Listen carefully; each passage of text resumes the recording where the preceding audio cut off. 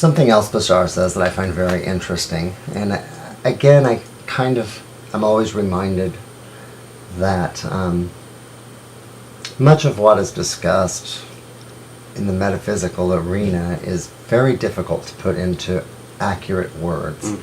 And as a result, people tend to get off on the metaphor rather than the point.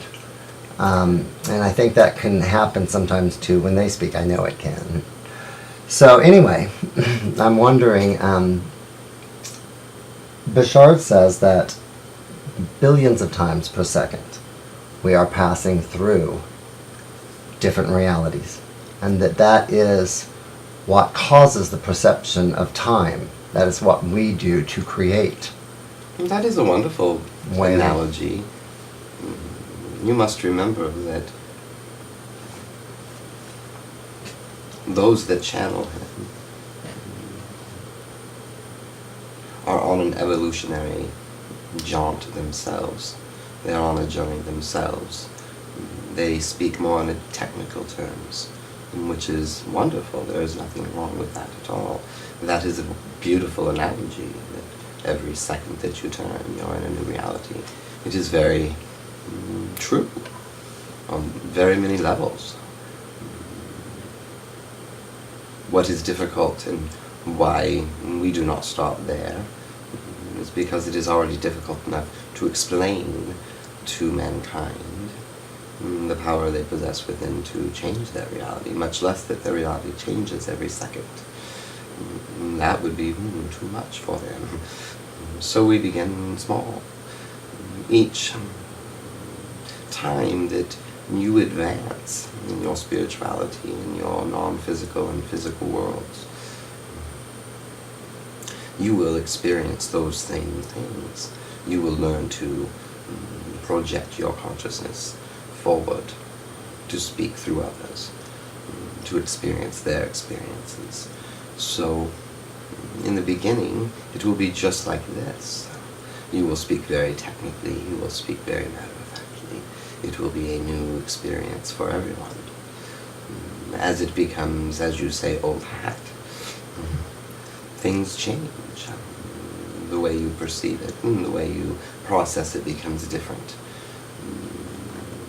Changes your perspective yet again. So, begin here and end there. Because of the fact that our realities are in fact created by our beliefs, those things that we really believe to be true, it seems to me that there's really nothing more beneficial than a person knowing themselves, truly knowing themselves, who they are, how they react, what their desires are, what they do not like, do not want in their life. That is a big key, huge key to the success of your journey, if you want to put that measurement on it. Because much as you say amongst yourselves, you cannot love someone else if you do not love yourself. You cannot know someone else if you do not know yourself. And what you know yourself, you know all. You know everyone. You have walked in their shoes. So, truly knowing yourself. There is much that you do as giving in to your societal pressures when it comes to how you look. It holds you back from being who you truly are. When you are concerned with what others are going to think, what others are going to say, there is little value.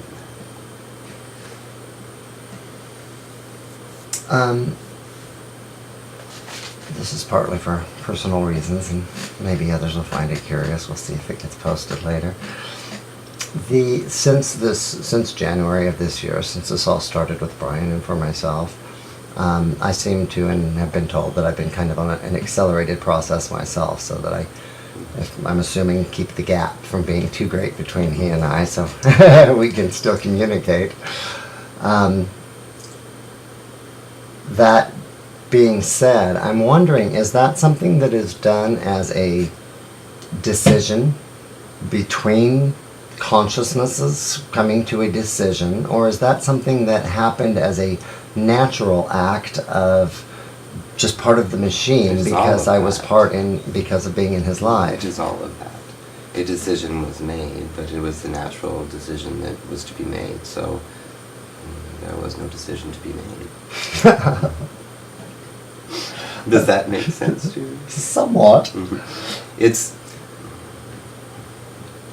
the most logical way to go. If Bryan was to accelerate on his journey and you were to not, very quickly your vibrational match would change.